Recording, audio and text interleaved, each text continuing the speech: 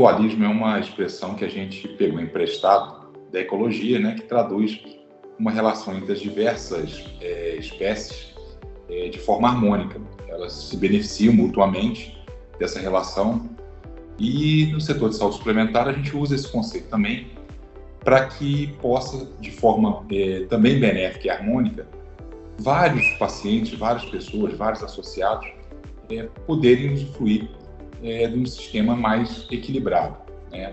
Dito de outro modo, a gente pode exemplificar dizendo que, por exemplo, uma pessoa mais jovem, né, de 20, 30 anos, saudável, ele vai estar numa mesma carteira de um paciente, de uma pessoa de 80 anos. É esperado que o custo potencial com uma pessoa de 80, 90 anos seja maior do que com uma pessoa saudável de 20, 30 anos. Então, esse risco, esse custo, ele se dilui na carteira e permite que se ofereça, por exemplo, um plano de saúde para uma pessoa de 90 anos, que se fosse oferecido de forma individual, né, só para aquela faixa etária, teria um custo proibitivo, inviabilizaria totalmente o oferecimento desse tipo de serviço.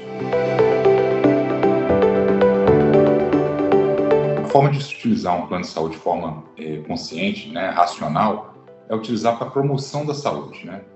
Evitar, na medida do possível, o tratamento da doença, porque a gente quer promover a saúde. É claro que isso passa por um processo educacional dos usuários, dos pacientes, das pessoas, mas também dos prestadores. Acho que é importante a gente valorizar a promoção da saúde, a prevenção, medidas de consciência e de educação, né? E isso vai gerar, em última análise, a oportunidade das pessoas só utilizarem os planos de saúde para tratamento de doença naqueles casos que não é possível se evitar um agravo, que não seja possível se evitar uma internação, uma cirurgia. Então, acho que isso passa por um processo educacional de todos os atores envolvidos nesse ecossistema da saúde suplementar, e não só na saúde suplementar, mas na assistência como um todo. Isso é muito frequente, né? E a forma de se explicar isso é através daquela questão que a gente comentou acima do mutualismo. Esse mutualismo, para ele funcionar de forma harmônica, é importante que o custo e o gasto de toda uma carteira na qual a pessoa está inserida seja um custo e um gasto razoável. Então, se eventualmente você está numa carteira em que mesmo que você não utilize, mesmo que você não adoeça, mas o conjunto de pessoas com as quais você está associada utilizam de forma exacerbada, enfim, tem um alto custo, esse custo ele é rateado por todos os membros dessa carteira. E aí você não está pagando individualmente só o seu custo, o seu gasto, mas o custo de toda a carteira. Bem, isso pode parecer um pouco ruim, né, se você olhar da perspectiva de quem não está gastando, de quem não está utilizando, mas está rateando esse custo. Mas a gente tem que pensar para o outro lado também, né? A gente eventualmente pode precisar usar, e se a gente fosse pagar de forma individualizada, esse custo seria muito alto e impraticável. Então, essa questão é fundamental. As pessoas estão inseridas numa carteira, e essa carteira tem um risco, tem uma sinistralidade, quer dizer, ela tem um nível de utilização, e esse custo, esse sinistro, por assim dizer, ele é rateado por todos os membros da carteira. E por isso, eventualmente, pessoas que não utilizam ou utilizam muito pouco, pagam por aqueles que utilizam.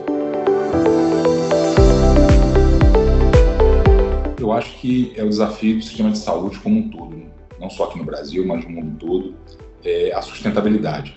A população cada vez mais, felizmente, prolonga o seu tempo de vida, né? As doenças que antes vitimavam as pessoas muito cedo, felizmente foram controladas. Muitas vezes remédios de uso crônico permitem a pessoa ter uma vida bastante longeva, mas isso também impõe um desafio, porque que pese a saúde não tenha preço, né?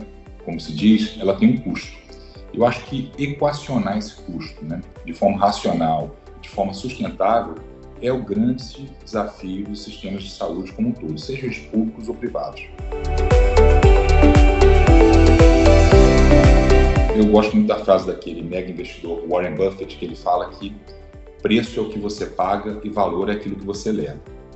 Eu acho que esse desafio que os prestadores e as operadoras, enfim, os agentes que fornecem serviços de saúde, de modo geral, eles têm que dar uma transparência, especialmente nos resultados assistenciais, de modo que aquele paciente, aquela pessoa, aquele usuário que está contratando aquele serviço, perceba valor naquele serviço que está sendo prestado, né? É muito importante que as pessoas tenham acesso aos resultados assistenciais de todos os prestadores para que elas possam comparar.